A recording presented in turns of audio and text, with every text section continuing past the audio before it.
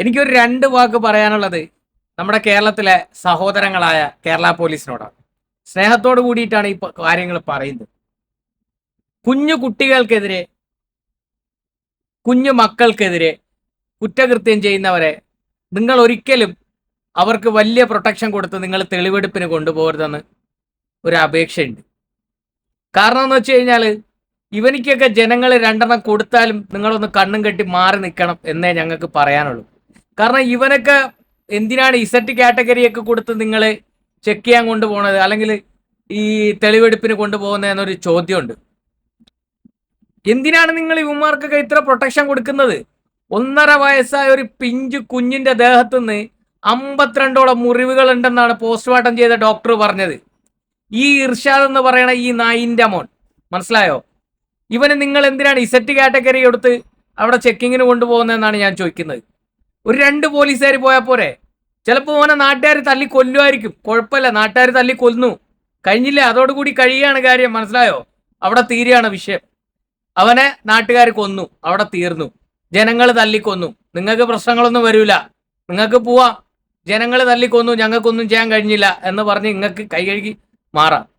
എൻ്റെ പ്രിയപ്പെട്ട പോലീസുകാരോടാണ് പറയേണ്ടത്, നിങ്ങൾ സാധാരണക്കാരൻ്റെ സ്വത്തിനും അവന്റെ ജീവനും സംരക്ഷണം കൊടുക്കേണ്ടവർ തന്നെയാണ്. എല്ലാ ബഹുമാനവും നിലനിർത്തിക്കൊണ്ട് തന്നെ പറയട്ടെ. ഈ അമ്മയെന്ന് പറയുന്നവളാണോ ഇവൾ അമ്മയെന്ന് പറയുന്നവളാണോ? ഇവള് നൊന്ത് പ്രസവിച്ച കുട്ടിയാണോ? ആ നൊന്ത് പ്രസവിച്ച കുട്ടീനെ 52ഓളം മുറിവുകളാണ് ആ കുഞ്ഞിന്റെ, ആ 1.5 വയസ്സായ പിഞ്ചു കുഞ്ഞിന്റെ ദേഹത്തുനിന്ന് ഉണ്ടായെന്നാ പറയുന്നത്. ഈ പുന്നാറ മോൻ, ഈ നായിന്റെ മോൻ അർഷാദ് എന്ന് പറയുന്നവൻ കല്യാണം കഴിച്ച ആദ്യ ഭാര്യയുടെ തല ചെമറിലടിച്ച് അതേപോലെയാണ് ഈ കുഞ്ഞിനെ, മനസ്സിലായോ?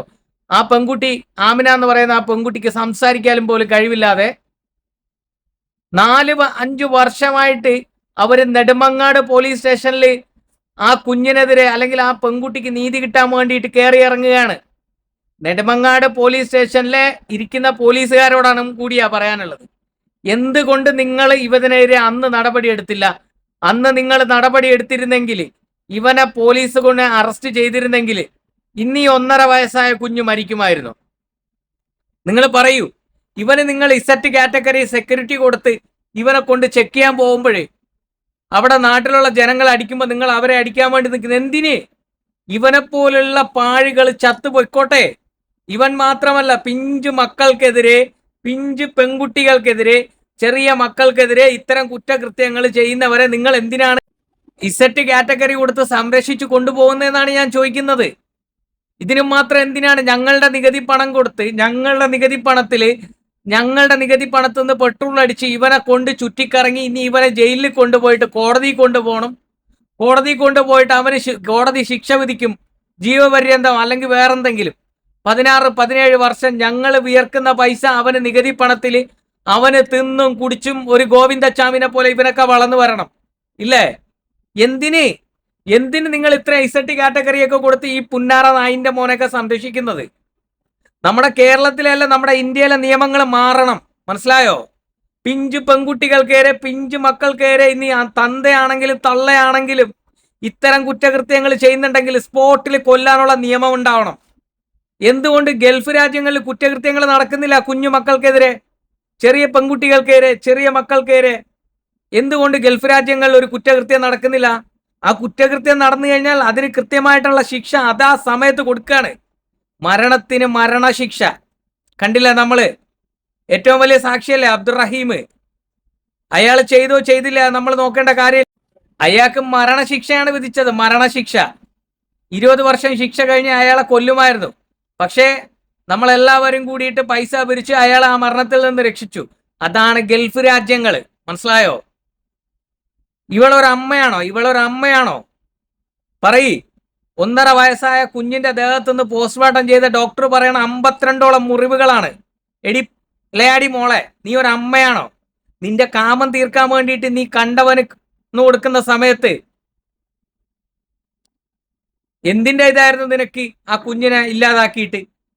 അപ്പൊ എനിക്ക് പറയാനുള്ളത്, പ്രിയപ്പെട്ട കേരളത്തിലെ പോലീസുകാരോടാണ് പറയാനുള്ളത്, ഇത്തരം കുഞ്ഞുങ്ങൾക്കെതിരെ അല്ലെങ്കിൽ സ്ത്രീകൾക്കെതിരെ, പെൺകുട്ടികൾക്കെതിരെ ഇത്തരം കുറ്റകൃത്യങ്ങൾ ചെയ്യുന്നവരെ നിങ്ങൾ ഇസറ്റ് കാറ്റഗറി കൊടുത്ത് സംരക്ഷിച്ച് അവിടെ തെളിവെടുപ്പിന് കൊണ്ടുപോകേണ്ട കാര്യമൊന്നുമില്ല.